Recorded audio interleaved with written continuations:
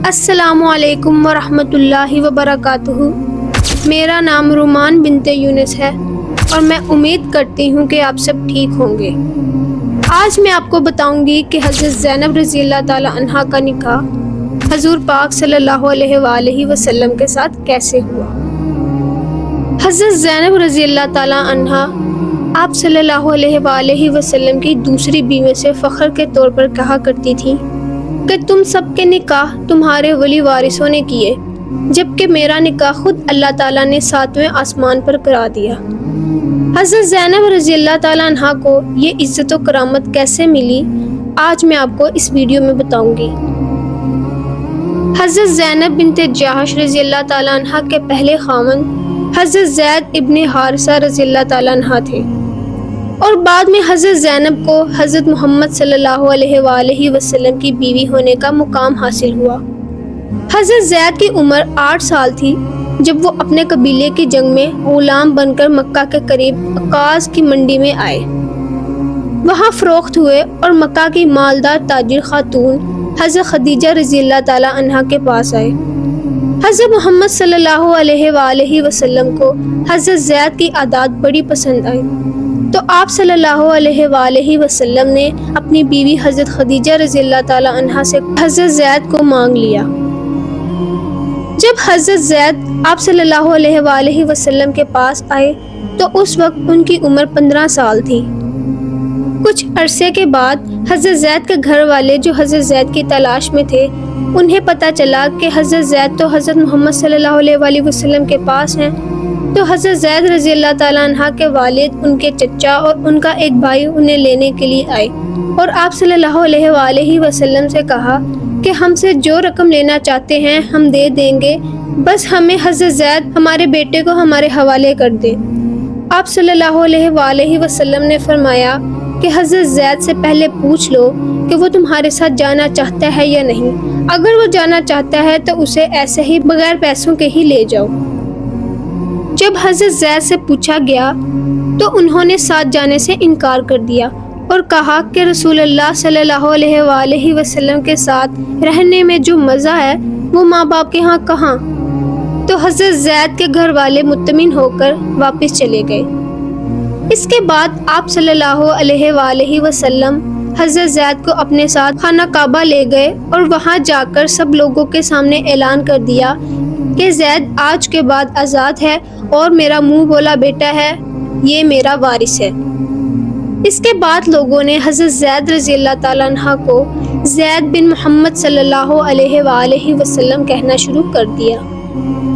اس کے بعد آپ صلی اللہ علیہ وآلہ وسلم نے حضرت زید کے نکاح کے لیے اپنے ہی خاندان میں سے اپنی سگی پھپھو حضرت امامہ بنت عبد المطلب کی بیٹی حضرت زینب بنت جہش رضی اللہ تعالیٰ عنہا کا رشتہ طلب کیا۔ رشتہ دینے والے سوچ میں پڑ گئے کہ کہاں قریشیہ اور ہاشمیہ اور کہاں حضرت زید جو ایک غلام ہے۔ رشتہ ہونا ناممکن کے قریب ہی تھا، لیکن جب حضرت زینب کے گھر والوں کو پتہ چلا کہ آپ صلی اللہ علیہ وآلہ وسلم کی رضا شامل ہے اور بلکہ اللہ تعالیٰ کی بھی رضا شامل ہے، تو حضرت زینب سمیت سب گھر والے مان گئے، اور یوں حضرت زینب کا نکاح حضرت زید رضی اللہ تعالیٰ عنہ کے ساتھ ہو گیا۔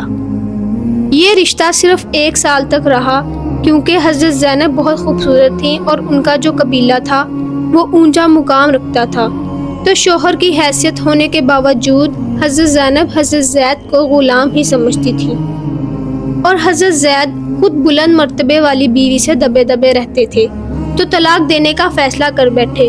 آپ صلی اللہ علیہ وآلہ وسلم حضرت زید کو منع کرتے تھے کہ ایسا نہ کرو، لیکن اللہ کے رسول صلی اللہ علیہ وآلہ وسلم کو اپنے رب کی طرف سے اشارہ مل گیا کہ زینب تمہارے نکاح میں آنے والی ہے، تو اللہ کے رسول صلی اللہ علیہ وآلہ وسلم کو اس بات کی بھی فکر پڑ گئی کہ اگر زید نے طلاق دے دی اور مجھے نکاح کرنا پڑ گیا تو لوگ طوفان کھڑا کر دیں گے کہ محمد صلی اللہ علیہ وآلہ وسلم نے اپنی طلاق یافتہ بہو سے شادی کر لی۔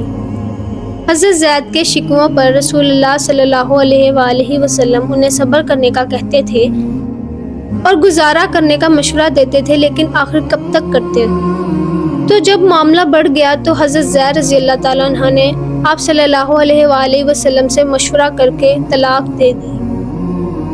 جب حضرت زینب کی عدت پوری ہو گئی تو اللہ تعالیٰ نے فرمایا، جب زید نے اس عورت سے اپنی غرض پوری کر لی تو ہم نے اسے تیرے نکاح میں دے دیا، تاکہ مسلمانوں پر اپنے منہ بولے بیٹوں کی بیویوں سے نکاح کرنے کے بارے میں کوئی تنگی نہ رہے اور اللہ کا حکم ہو کر رہنے والا ہے۔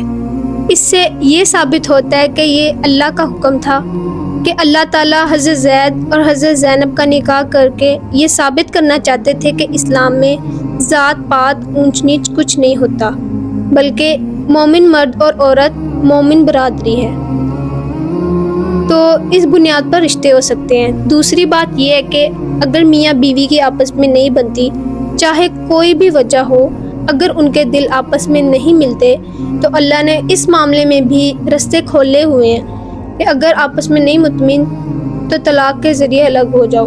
تیسری بات یہ سمجھائی گئی ہے کہ منہ بولا بیٹا کہنے سے وہ حقیقی بیٹا نہیں ہو سکتا۔ اور چوتھی بات یہ ہے کہ حضرت زینب نے آپ صلی اللہ علیہ وآلہ وسلم اور اللہ کی رضا کے لیے آپ صلی اللہ علیہ وآلہ وسلم کے رشتے کو قبول کیا، اور اب طلاق کے بعد اللہ نے حضرت زینب کو دنیا کے سب سے بہترین خامند عطا فرما دیے۔ حضرت زید کا مقام اللہ کے ہاں اتنا بلند تھا کہ اللہ تعالیٰ نے سارے قرآن میں کسی صحابی کا نام نہیں لیا۔ صحابہ کی فضیلتوں کے اشارے ضرور کیے لیکن نام نہیں لیا۔ صرف حضرت زید واحد تھے جن کا نام لیا گیا۔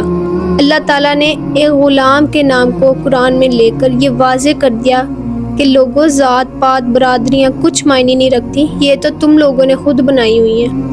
حضرت زینب رضی اللہ تعالیٰ عنہ کی جب عدت پوری ہو گئی تو رسول اللہ صلی اللہ علیہ وآلہ وسلم نے حضرت زید سے کہا کہ تم جاؤ اور انہیں مجھ سے نکاح کرنے کا پیغام دو۔ حضرت زید رضی اللہ تعالیٰ عنہ ان کے پاس گئے۔ اس وقت حضرت زینب رضی اللہ تعالیٰ عنہ آٹا گوندھ رہی تھی۔ حضرت زید کہتے ہیں کہ جب میں آپ صلی اللہ علیہ وآلہ وسلم کا پیغام دینے گیا تو میرے میں ان کی طرف دیکھنے کی بھی ہمت نہ ہو سکی، کیونکہ ان کی عظمت اور ہیبت اس قدر میرے دل میں چھائی ہوئی تھی۔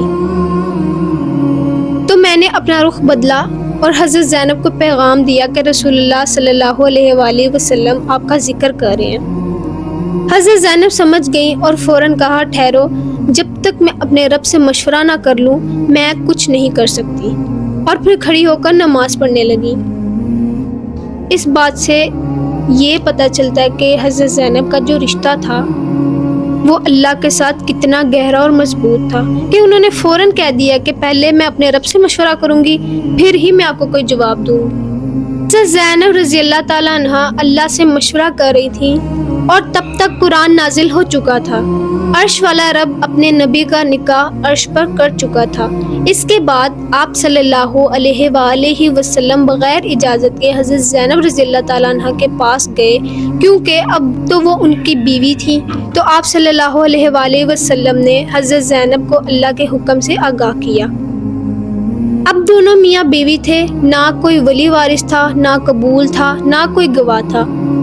سبحان اللہ، حضرت زینب اپنے مقدروں پہ فخر کرتی تھی۔